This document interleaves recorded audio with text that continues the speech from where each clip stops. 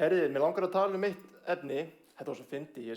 Þegar mamma spurði mig fyrir mánuði síðan, vill þú ekki predika þennan sunnudag? Og ég bara, jú, auðvitað. Á hverju að segja nei við því? Og það kom bara til mér bara svona. Orð, já, ég var að tala þetta. Svo sá ég nýja manneskjur koma í kirkjuna og þá bara svona, já, auðvitað átti maður að tala þetta. Að sjálfsögðu. En yfirskriftin hirðirinn okkar. Af því að Biblían talar að við erum sauðir. Segjum við bara hlutina alveg eins og þeir eru. Og Guð hirðirinn okkar. Og það sem mig langar að skoða bara hvernig hann hirðirinn okkar. Ég með mikið reytingversum. Ég ætla bara að leyfa þeim að tala til okkar. Ég auðvitað að fara að fjalla þetta og allt svoleiðis, en við tökum okkur bara tíma og skoðum þetta hægt og rólega. Sko, það hefur, ef við opnum bara Biblíuna. Sko, Biblían ein og sér innblásin af Guði. Það bara þannig. Biblían innblásin af Guði. Það þýðir að Guð búinn að blása anda sínu inn í þessar ritningar. En það sem að fólk gerir, það að sigta út. Nei, herru, þetta bara ekki fyrir mig. Þetta hér, já, amen, halleluja. Ég tek þessu. Slepptu öllu þessu. Segðu bara sem kýtlar eyru mín. Ég vil bara heyra þetta.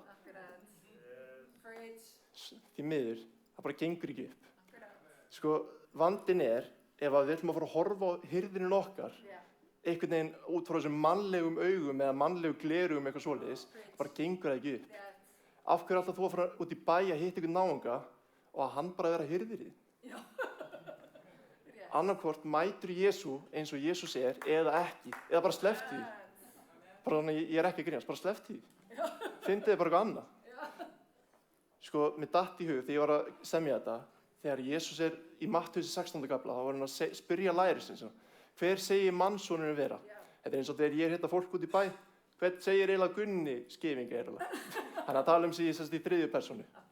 Og það voru mismunandi svör. Sumir sagði, þú einn af spámönnunum, þú einn af Elía, þú þessi, hinn. En þá kemur Pétur og kemur þessu opinberun. Kristur, sonur hins lifanda Guðs. Á þessari opinberun, sagði Jesú, mun ég byggja mína kirkju, eða öðru nær, ég mun byggja mína ekklesju, sem samfélag. Kirkja því samfélag á grískunni. Þannig mætur Jesú. Hann Kristur, sonur Guðs. Hann ekki einhver maður sem kom bara í heiminn, lagði allt þetta til hliðar, þetta guðdómlega og gerðist bara maður. Nei. Í Jóhannes 10. kafla sagði hann, ég og faðirinn erum eitt. Þess vegna mætur Jesú eins og hann eða bara ekki. En það svo marga kirkjur sem bara sigta bara svona út. Nei, bara Jesú, kraftverk, nei, veit það ekki. Jú, kannski einhver, en ekki allt. Reisa frá dauðum, veit það ekki. Samt öll Biblían að segja að hann reisi upp frá dauðum. Af hverju að sigta bara út? Af hverju ekki bara, svona þetta. Þetta innblásið af Guði. Þetta fullkomið Guðs orð sem hann búinn að gefa fyrir okkur hérna. Hirðirinn okkar. Ég ætla að hoppa í Lúkasarguðspjall 15. kafla. Ég mun skipti þessu svona eiginlega í tvennt innan gæðslappa. Þetta verður samt bara ein heild. En lesum aðeins í Lúkasarguðspjalli 15. kafla. Taktu vel eftir fyrsta versinu. Allir tollheimtu menn og bersindur komu til Jesú að hlýða á hann. En farisear og fræðimenn ömuðust því og sögðu, þessi maður tekur að sér syndara og sannindi þeim. Taktu vel eftir þessu. En Jesús sagði við þeim, þessa dæmisögu. Nú á einhver 100 sauði og tínir einu þeirra, skilur hann ekki þá 99 eftir í óbyggðinu og fer eftir þeim sem týndur þar til hann finnur hann. Og glaður leggur hann sauðina á herða sér og finnur hann. Þegar hann kemur heim, kallar hann saman vini sína og nágranna og segir við þá, samgleðist mér því að ég hef fundið sauðinn minn sem týndur var. Ég segi yður, þannig verður meiri fögnuður á himni yfir einu syndara sem tekur sinnaskiptum en yfir þeim 99 réttlátum sem þurfa þess ekki. Tekur svo mikið á að lesa svona mikinn texta. Nú þarf ég vatnssopa. Það tekur svo á að lesa svona mikið. Þetta alveg 7 heil vers. Afsakið. En taktu vel eftir fyrsta versinu. Eða allar komið upp. Þetta segir nú bara ýmislegt. Þetta segir eiginlega alla söguna. Það komu tolleindumenn og bergsyndir. Þetta eru 2 hópar sem voru mjög litli settir í Ísrael og þeir komu til að hlýða á Jesú. Þetta segir bara nánast allt. Þegar Lúkasarguðspjall 15. kafli er mjög skýr. Þetta eru 3 dæmisögur. Þið kannski þekkið 2 þeirra. Það er þessi og svo er ein sem fjallar týnda soninn. Fyrir ykkur sem þekki þá ekki sögu, þá skulle ég segja hann í mjög stuttu máli. Gengur út af það eru 2 strákar. Þeir eiga pappa sem á að vera tákmynd Guð. Annar sonurinn labbar á honum og segir, ég vil fá arfinn minn. Sem bara basically segja við hann, pabbi, ég vildi þú verið dauður fyrir mér. En bara niðurlægi verður ekki meiri. Hann gefur honum arfinn, ekkert mál. En svo gerist það að hann fer bara að leika sér, eins og þið vitið, þegar ungt fólk fær arf, mikið pening, þá eyðir það í algjöra vitleysu. En svo gerist það að svo fer hann bara í svínahjörðina, enda þar. Segir svo alla söguna, svo var pappans búinn að bíða eftir honum alveg ótrúlega lengi. Bíða eftir að hann myndi koma tilbaka.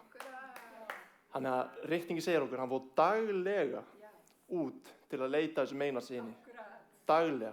Svo gerist hvað? Hann sér hann í fjarska og hann labbar á móti honum og drengurinn segir við hann, heyrðu pabbi, ég er ekki verðugur að koma til þín og vera strákurinn. En hann svo segir sagan okkur, hann tók við hann með opnum örmum. Þú og ég eigum ekki skilið að vera börn Guðs, en hann tekur samt við okkur með opnum örmum. Og þessi saga er bara nákvæmlega að segja það saman. Þetta er mjög svipuð saga. Og það að allir tolleindumenn og bergsyndir hefur komið að hlýða á Jesú segir bara allt. Þessi saga, þessar 2 sögur, eiginlega 3, segja okkur það. Þetta er boðskapið fyrir syndara eins og mig og þig. Fyrir þá sem að þurfa frelsar á að halda. Og góða við að þetta er saga fyrir alla, af því að það þurfa allir frelsar á að halda. En taktu samt eftir því að þessi saga segir svo mikið að textinn strax grípur okkur að Guð hugsar alla.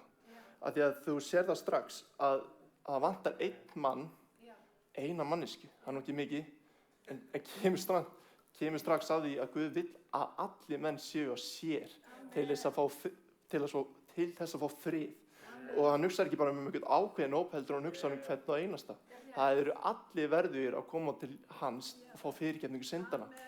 Guð dó ekki, Jesú dó ekki fyrir nokkra hópa eða nokkra manneskjur, hann dó fyrir alla menn. Og það sem gerir söguna svo persónulega er að Jesú gekk fyrir okkur á krossi persónulega. Takk Jesús. Verður eftir. Halleluja Jesús. Og svo náttúrulega þessi, hvað er í gangi? Sorry, það er eitthvað skrítið í iPadinu mínum hérna, afsakið þetta.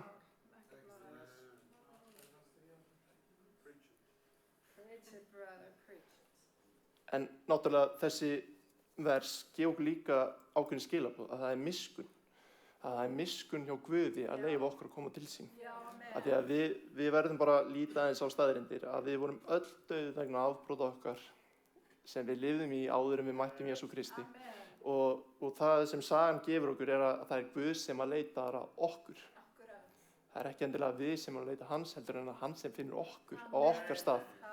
Því að við erum svolítið gjörn á að segja setningu, ég fann Guð. Eða í raun og veru þá var það hann sem fann okkur. Ég sagði það við ykkur fyrir 2 sunnudum síðan minni mig, þá sagði ég þessa sögu að Jeremíu 1:5, að það var Guð sem útvaldi hann í móðurlífi. Sama og ég segir í Jóhannesi 15, að það var hann sem útvaldi okkur áður en við völdum hann. En taktu vel eftir versi 3 og 4. Þar segir að nú á okkur 100 sauð og tínir einu þeirra. Eins og ég sagði, mannlegi þátturinn hugsa svona, já, ég á 99 sauði. Sleppum þessum eina. Ég ætla að hugsa bara fólkið mitt hér. En við erum ekki kölluð bara til þess að halda út okkar hópi, heldur við líka kölluð til þess að fara út og gera alla þjóðir að læri sinni. Mattheus 28:18, fara út og gera alla þjóðir að læri sinni. Og svo segir hann, kennið þeim að halda allt það sem ég boði þér. Ekki sikta út, nei, kennið þeim að halda allt það sem ég boði þér.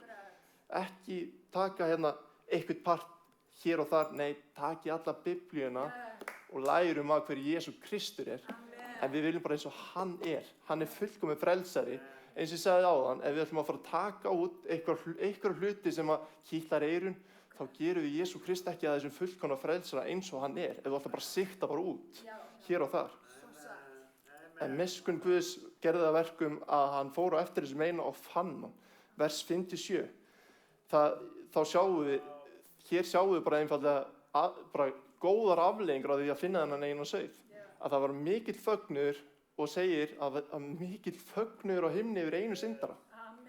Sem segir allt sem segja þarf, ef það er einn syndari og það munu margir á himnu fagna, þá er alveg þess virði að fara út og finna þennan eina. Amen. Sko, ég heyrði tölfræðin daginn sem sagði sko að flest ótrúa fólk sem á ekki lifandi trú á Jesú, þau hafa nefnilega aldrei fengið almennilega fræðslu fagnaðareindi nákvæmlega.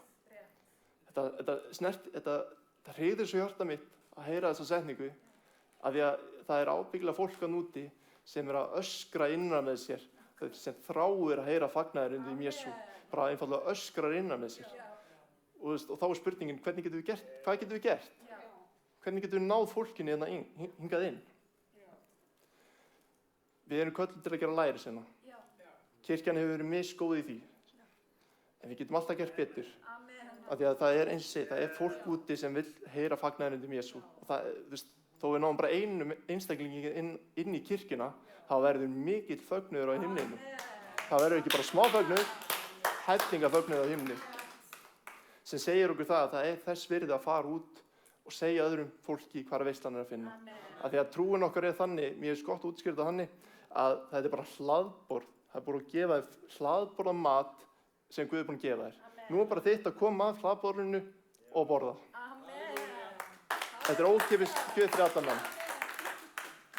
Af því að við sjáum líka í Lúkasi 24, þegar Jesús er hérna á krossinum. 24, nei, 26 minnum mig, 25. Nei, 24, þá segir hann einmitt á krossinum. Þá segir hann einmitt á krossinum við ræningjan. Ræningi segir við hann, Jesú, minnstu mín þegar þú kemur í ríkið þitt. Og þá sagði Jesús, í dag verður þú með mér í paradís. Sem segir okkur líka það að það skiptir ekki máli á hvað stað þú ert í lífinu eða hvað tíma þú ert á. Þú getur alltaf fengið þessa gjöf að taka mútið Jesú Kristi og gefast lífið hans. Af því að þetta er gjöf sem hann hefur gefið þér. Þetta er bara alveg ókeypis gjöf. Spáðu því, það er betra að taka við henni en að hafna henni. Það er ekki margar gjafir sem eru þannig. Bara að segja hlutina eins og þeir eru. En þessi gjöf er ókeypis sem þú getur aldrei endurgreitt tilbaka. Þetta er náð. Af náð ertu hólpin fyrir trú. Þetta er ekki ykkur þakka, þetta er Guðs gjöf. Ekki byggð á verkum og enginn maður getur mikla að segja af þessu. Þetta er gjöf frá Guði sem er ekki hægt að borga tilbaka. Þú getur bara meðtekið og þá eru hólpin. Þetta heitir að ganga við frelsi. Þetta snýst ekki það hvað þú ert að fara að gera. Nei, þetta snýst bara það hvað Jesú Kristur hefur gert fyrir þig. Þú getur aldrei tapað sáluhjálpinni þinni. Það gengur ekki. Í Jóhannesi 10:24 segir að það eru 2 hendur sem halda í þína eigin hönd. Hönd Guðs og hönd Föðurins. Hvernig í veröldinni ætlar að klúðra þessu? Ef það ætlum að klúðra þessu, þá eru komið nýtt nafn á Jesú. Sleipifingur. Pappið er að tengja, hann veit hvernig ég er að tala sko. En það er bara hannig. Og með þessum eina sauði, þá er þess virði að fara út og finna. Sko, ég er búinn með þennan part. Nei, drögum þetta saman. Það er, Guð leitar að þeim sem eru týndir. Og hann segir að það muni vera mikill fögnuður á himni. Af hverju er mikill fögnuður? Jú, því að maðurinn tekur sinnaskiptum. Hvað er sinnaskiptum á grísku? Þetta er metonía og merkir hugarfarsbreyting. Iðrun er ekki að þú þurfa að koma á púltinu og gráta úr þér auguna því út frá lélugu pappír. Nei, iðrun er skiptum hugarfar. Og með að skiptum hugarfar, þá er þetta bara svona. Ég var hérna einu sinni, ok, ég ætla bara að breyta. Ég ætla að koma hinga, ég ætla að setja minn huga við tengingu við Guð sjálfan. Það er að hugsa eins og Guð vill að ég hugsi.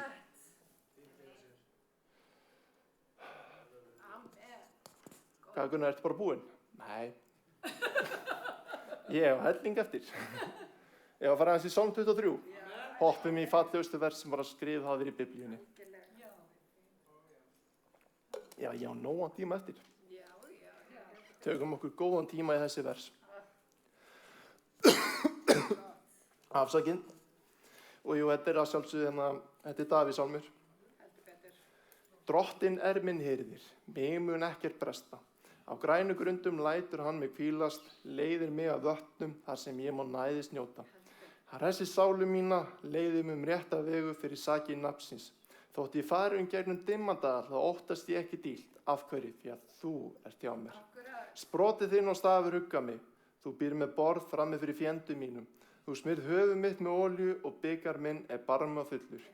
Gæfa og náð fylgja mér alla ævidaga mína og í húsi Drottins bý ég langa ævi. Amen. Og svo út af bananum þá er gott að klára og Drottinn minn hirðir, mig mun ekkert bresta. Amen. Gott að klára hann. Tekur svo mikið á að lesa svona mikið. Afsakið. Takk. En byrjum bara fyrsta versi, af því að eins og þið vitið, ég bara var í gegnum bara vers fyrir vers bara, þú veist, bara góð kennsla. Af því að ég eins og þið kannski vitið, ég engin predikari í sjálfu sér, ég bara að kenna svona Guðs orð. Þú veist, ég ekki eins og mamma, sko. Ekki illa meint, sko, alls ekki. En við sjáum strax í fyrsta versinu að við sjáum í þessum versum hvernig Davíð mjög persónulegur gagnvart okkur. Þú getur lesið svo mikið í persónuna hjá honum. Að hvernig hann að ganga gegnum lífið, þetta er svo típist það sem við erum að ganga gegnum. Þetta er alltaf svona, lífið frábært, en ekki núna. Þetta er alltaf svona jójó hjá honum í lífinu. Og þú veist, það það sem er svo gott fyrir okkur að svona fatta, af því að þarna bara heil bók sem fjallar það, hvernig lífið gott, hvernig á að tækla lífið í erfiðleikum og svo framvegis. Þannig eru sálmarnir að mörgu leyti. Já, ok. Gaman að sjá þig. En við sjáum strax í fyrsta versinu að það er mikil huggun í þessum versum, af því að hann segir strax Drottinn minn hirðir. Ok, það ekki sagt að hann sé góður, en hirðir, þú veist, maður gaman að vera með hirði sem ekki góður. Nei, þannig að hann segir sér sjálft að Drottinn minn hirðir, að það er mikil huggun í þessum versum fyrir okkur persónulega, að það er hirðin sem sér okkur persónulega, að það er við sem sauðir, að við getum ekki okkar eigin mætti farið bara gegnum lífið á allt á okkar hugaförum. Það bara gengur ekki upp. Þess vegna þurfum alltaf að vera að samsvara því sem að hirðirinn að segja okkur. Og náttúrulega eins og orðið kennir okkur í Hebreabréfinu 13:5 segir að Guð mun hvorki sleppa okkur hendinni í yfirgefa. En ef við getum alltaf verið viss það að hönd Guðs heldur alltaf í hendina þér, þar sem að hann núna hirðir þinn persónulega. Af því að Jesú hékk á krossi fyrir þig persónulega. Hann gerði verkið allt saman fyrir þig og mig til þess að sauðir eins og við gætum eignast eilíft líf. Af því að í okkar mætti getum við ekki komist á jafnan stall með Guði. Það bara gengur ekki upp með einhverjum verkum. Þess vegna þurfum við þurfum ekki bara betrumbætingu. Ef við þurfum betrumbætingu, þá þarf ég að vera fullkominn jafnan Guði og ég nú þegar búinn að klúðra öllum málunum. Þannig ég þarf frekar í dag frelsara. Þannig að og svo kemur náttúrulega magna fyrirheiti fyrir okkur að hirðirinn hann alltaf með okkur og mun aldrei yfirgefa okkur. Og eins og segir hérna, á grænu grundum lætur okkur hvílast. Þetta er náttúrulega rosalega svo mikið stór vers í þessu. Lætur okkur hvílast. Hann ekki að segja hérna, ég vil að þið hvílist, kannski hvílist einn daginn. Nei, hann lætur okkur hvílast. Hvernig gera hann það? Það síðan okkar svona að koma að staði. Stundum lætur Guð okkur bara hvílast bara fyrir einhverjum veikindum. Það er rétt. Leðilega segja það, stundum þurfum við bara að hvílast. Og Guð segir bara við okkur hérna einn daginn, herri, stoppa þig. Vitið hvernig Guð gerir þetta í Gamla testamentinu? Hann segir bara við það, á þessari viku árinu, þá verður partí í viku og þið bara mæta í þetta, sko. Mér er svo áhugavert hvernig Guð gerir þetta, sko. En í dag, fyrir ykkur sem viti ekki, þá enn í dag í Nýja testamentinu ennþá leyfilegt að taka Shabbat hvíld. Shabbat shalom. En Hebreabréfið 4:9 segir okkur, en stendur til boða sabbatshvíld fyrir líf Guðs. Nákvæmlega. Hulda María búin að taka brandara minn. Ég var að keppa einu sinni, tapaði leiknum, spilaði ekki. Svo labbaði ég að pabba eftir leikinn, alveg bara gjörsamlega brjálaður, segi við hann, Shabbat shalom. Ég hélt að þið myndir hlæja af þessu, en ok, takk. Jæja, höldum áfram.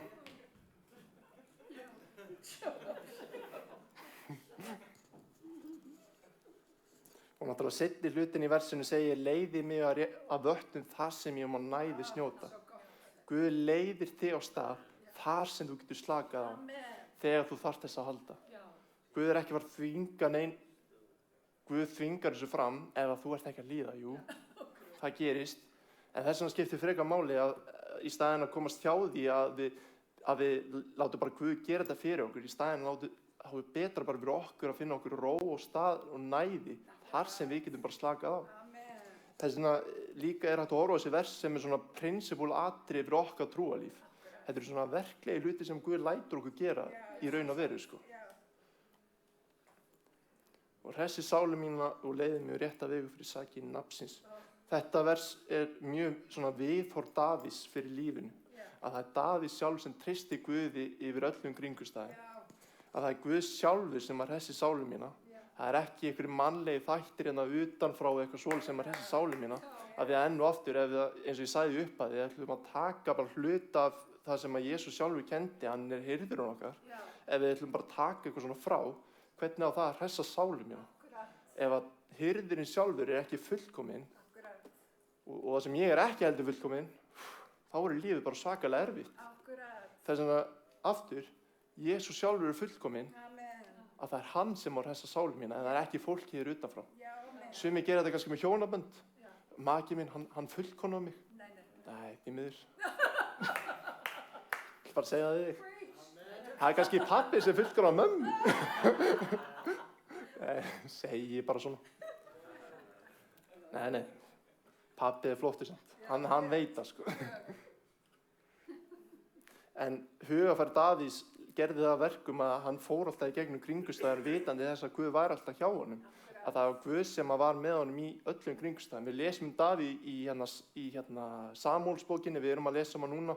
Og það er svo magnað, við vorum að lesa daginn þegar Sál ætlaði bara að drepa hann. Þú getur séð þá kringumstæður og þú hugsa með þér, hvernig fór hann að þessu? Það var alltaf bara Guð sem var með honum. Að þær kringumstæður var það ekki að gera verkum eitthvað, hann var að óttast kringumstæðunar gagnvart Guði. Nei, hann var bara alltaf rólegur á því. Guð sá honum, farðu hingað. Hann fór í helli, faldi sig þar. Og Sál fann hann ekki, af því að hann var komin hinum megin við lækinn. Og náttúrulega vers 4, það er eitthvað sem ég held bara flesti myndu tengja við. Þótt ég fari dummadal óttast ég ekki illt, því að þú ert hjá mér, sprotið þinn og stafur hugga mig. Þetta er eitthvað sem við bara fólk almennt, við munum ekki komast hjá þessu. Af því að það er bara þannig að við munum fara í gegnum kringumstæður. Þetta er eitt af stærstu lofunum sem Biblían gefur okkur upp. Það eru þrengingar. Jakobsbréfið 1:2 segir, áleitið að bræður mínir, eintóm gleði efni, þið ratið ýmiss konar raunir. Það er ekki ef þið ratið ýmiss konar raunir, nei, þegar það gerist. Og hvað er hann að segja? Horfðu á þetta sem gleði efni. Ok, hvernig á að gera það? Ég ætla að láta mömmu bara predika það, ég veit það ekki. En þótt að ég fer í gegnum erfiða tíma, þá ert þú hirðirinn alltaf með mér. Við erum að predika mann sem fór heldur betur í gegnum þrengingar. Ég elska það sem að Hebreabréfið 4:15 segir að við eigum þann æðsta prest sem hefur farið í gegnum þrengingar. Það var Jesús sem var reyndur allan hátt en án syndar. Þannig að þú og ég í dag, við munum farið í gegnum þrengingar alveg eins og hirðirinn. En góðu fréttin er að hirðirinn veit hvernig að fara í gegnum erfiða tíma. Þú var hann áttaði því, sko, Jesú, hann voru í gegnum þrengingar á krossinum sem eru bara ekki mannlegar. Hann var húðstrýktur. Hann var þyrnikorona sem var flett á hausinn á honum. Hann var krossfestur, nakinn. Það er mjög ólíklegt að Jesú hafi verið með eitthvað skýlu fyrir sér, sko. af því að þannig var bara kúltun, þetta átti að vera mesta niðurlæging sem til er að finna í heiminum. Og krossin eitt og sér var bara ekki kúl tákn yfir höfuð.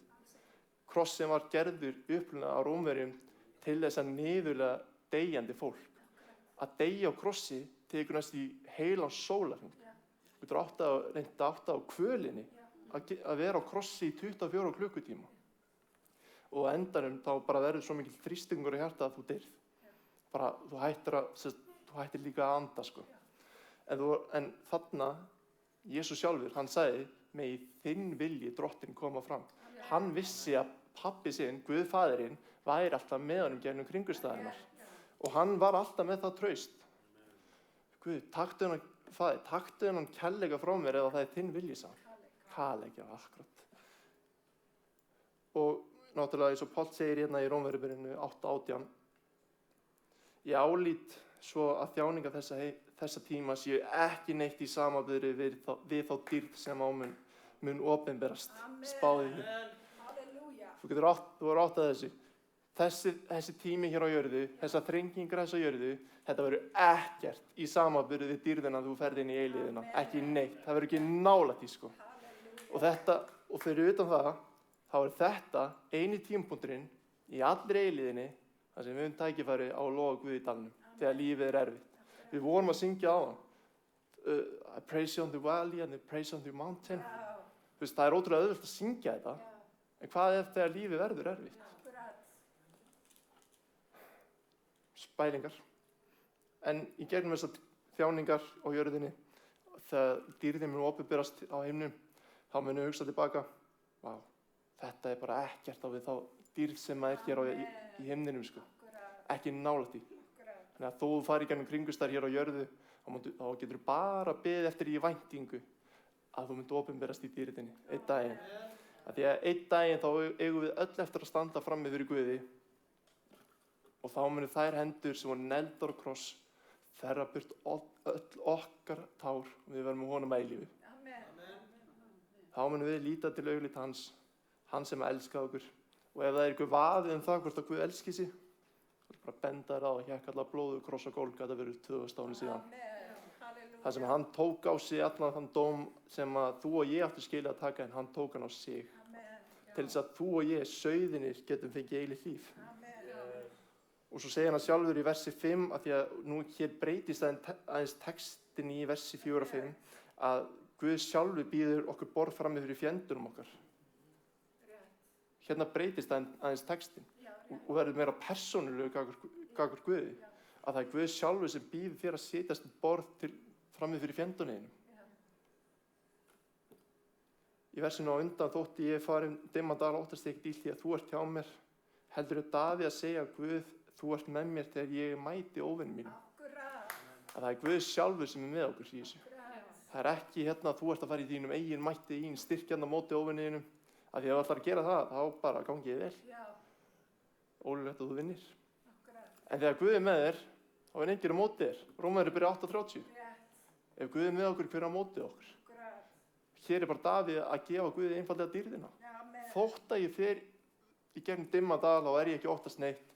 Og þú býr með borð frammi fyrir fjendum mínum. Guð, þú fær allan dýrðina.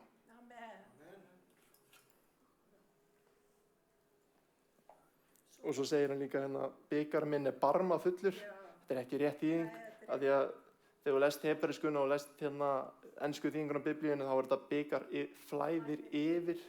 Þetta er yfirflæðandi blessun frá Guði sem er að koma yfir líf þitt.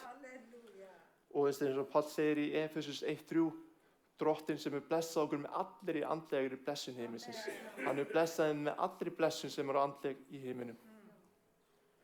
Og gæfa og náð fylgja mér alla ævi daga mína og í húsi Drottins bý ég langa ævi. Guð hefur gefið okkur náð sína í gegnum Jesú Krist. Það segir í Jóhannes 1:17 að lögmálið var gefið fyrir Móse en náðin kom fyrir Jesú Krist. Sem þess að lögmálið er ykkur stað hér á fjallinu, það er gefið fyrir líðins þess að en náðin bara kom frá himninum með Jesú Kristi. Hann er þessi náð sem umræðir og fylgir okkur alla daga. Hvernig enda öll bréfin hans Páls? Náð sé með yður öllum. Náðin fylgir okkur gegnum alla okkar ævidaga og hún endar þegar við endum í eilíðinni. Og í húsi Drottins bý ég langa ævi. Ég verð bara að segja það, ég get ekki beðið. Ég get ekki beðið eftir að fara í húsi hans einn daginn. Ég bíð spenntur. Þetta er ekki þunglyndistegt að hugsa svona. Það væri þunglyndistegt ef þú vildir stytta þér aldur. Þá er þetta orðið óeðlilegt. En ég er bara að segja að ég er spenntur.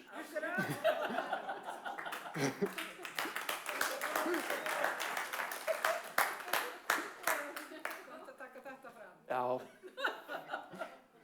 Af því að sko, tíminn okkar, þegar við förum í eilíðina einn daginn, þá mun það gerast þannig að réttlætingin sem ég er búinn að eignast með trú á Jesú Krist hér á jörðu, hún mun þá opinberast í dýrðinni.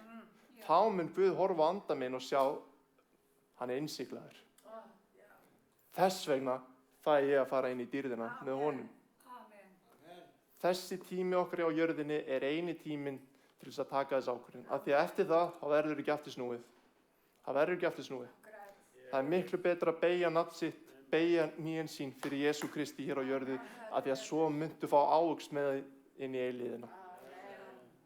Og vonandi munum við flest fá þennan stimpil, þú varst duglegur, duggur þjónn í þágu kristindómsins. Mattheus 24. Og tíminn okkur í dag er eini tímapunkturinn til að lifa honum dýrðar. Eini tímapunkturinn til þess að hoppa í þessar rýtningar og stúdera hana. Ég segi það alltaf, ég er ekki komin á endastöð, ekki ennþá. Þess vegna, að gera, lesa þessa bók. Því að það er mjög erfitt að standa fram yfir Guði og vita ekkert. Við lifum á algjörum forréttinda tímum. Þú getur lesið eitthvað, stúdera eitthvað, sem tók jafnvel mannesku fyrir 100 árum að eilífu að læra. Þú getur bara flettið svo á netinu. Hvað þýðir þetta? Jóhannes 14:6. Jesú er vegurinn, sannleikurinn og lífið. Hvað þýðir þetta eiginlega? Þú getur stúdera allar þessar bækur á 100 sinnum auðveldari máta en sá sem var fyrir 100 árum síðan. Og meðan að ég er ennþá hér á jörðu, þá ætla ég svo að kafa í þetta. Ég segi bara eins og Páll, ég hef ekki náð markinu ennþá, en ég keppi svo stöðugt á eftir því. Og ég gerir þetta eins og bardagamaður sem engin vindtök blæs. Og það er bara að lesa þessar ritningar. Krakkar, ég er að segja ykkur þetta, að lesa Biblíuna. Þetta er alveg stórkostlega skemmtilegt. Það er svo uppörvandi, það er svo hvetjandi. Ég skal vera fyrstu manna til að viðurkenna það, hún gat verið oft mjög tyrfin. Andleg færa. Ég var alveg oft bara, Palli, hvað ertu að segja? Alveg oft bara hérna. En svo þegar heila randi fyrir að opinbera mig, bara hvað þýðir þessi vers, hvað er verið að tala þá opnust bara augum mín og ég gat sé ritninguna í ljósi Jesú. Hvar er Jesú? Því að Jesús er miðjan í allir þessari bók. Öll þessi bók er Jesú bók. Fjallar allt saman bara Jesú. Allt saman. Og núna ætla ég að koma þess á Jóhannes 10:11. Var svo við. Þetta eru vers sem að margir þekkja. Ég er góði hirðirinn leggur líf sitt í söguna fyrir sauðina. Með öðrum orðum, Jesús er góði hirðirinn, hann lagði líf sitt til þess að þú getur öðlast lífið. Hann sigraði dauðan svo við getum lifað. Að gröfin var ekki endalókin hans, heldur var það bara upphafið. Upphafið að nýjum sáttmála, upphafið því að þú getur átt eilíft líf, upphafið þess að við getum komið til hans og verið börnin hans. Af því að ef það hefði ekki gerst, ef að Jesús er ekki upprisinn, vondafréttir, þá erum við umkunnaverðist allra manna. Vondafréttir. En góðu fréttin eru að það eru yfirgnæfandi heimildir fyrir því að hann sé upprisinn. Að þessi vafi í dag, Jesús er upprisinn, þá ég segi alltaf, útskýrðu allar heimildina fyrir hann sé upprisinn. Reyndu það. Það eru svona í kringu 5.700. Það er að segja allt það sem bara eitthvað bulliða. Það er ekki alveg rétt. Það voru 500 mann sem sá hann upprisinn frá döðum. Hann fór og predikaði fyrir fólkinu að hann væri upprisinn. Lúkas 20, það er í Lúkasi 20, einhvers staðar. Þannig að lokum, og langar mér aftur að lesa í Lúkasi 15:7. Ég segi þannig verður meiri fögnuður á himni yfir einu syndara sem tekur sinnaskiptum yfir 99 sem þurfa þess ekki. Þannig að ef þú ert hér inni dag þú hefur ekki tekið þess ákvörðun að segja Guð, þú ert hirðirinn. Þú ert einn ætla ég að fylgja. Þetta, og ég vil bara segja þið, þetta er einn besta ákvörðun sem þú getur tekið í lífinu, er að gefast Jesú Kristi og fylgja honum. Af því aftur, einn daginn þá eigum við öll eftir að líta augliti Jesú og þá eru bara tveir valmöguleikar. Annaðhvort tek ég á minn dóm minn sem að ég og skilja að taka á mig, sem væri helvíti, eða ég get bent á kross Jesú Krist og geta sagt að það var hann sem greiddi gjald mitt, að það hefði verið blóð hans þá er ég réttlátur, það hefði verið blóð hans og benjar að ég er heilbrigður fyrir anda og sálar. Og þetta er eina lífið sem við getum einfaldlega verið að fylgja honum. Þannig ef þú ert hér inni og þú hefur ekki tekið þess ákvörðun að fylgja Jesú, þá eru öll mörg hér inni til í að spjalla aðeins við þig og biðja fyrir þér og einfaldlega hjálpa þér að taka næstu skref í trúnni. Þannig að Heilagi Faðir, ég þakka þér, Jesús, fyrir þá náð og miskunn að við fáum að koma saman og lyfta þér upp, Jesús. Ég þakka þér, Drottinn minn, að við fáum bara að koma, líta þess á orð þitt, Drottinn minn, lesa og stúdra að fá að þekkja þig betur. Ég bara biði fyrir einum og sérkunum, Drottinn minn, hér inni, og ef það er einhver hér inni sem er eitthvað vafa á því hvort þú ert upprisinn, bara biði fyrir því að þú opinberir þeirri manneskju, Drottinn minn.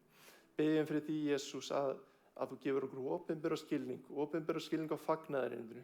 Þú tókst á þig þann dóm sem að við áttum skilja að taka. Þú tókst af þig, Jesús. Og við bara biðjum þess, Drottinn minn, á komandi vikum, að við bara gefum þig dýrðina. Megum við bara vexa með þig á komandi vikum. Og við bara biðjum fyrir því, Jesús. Við bara biðjum í Jesú nafni. Amen.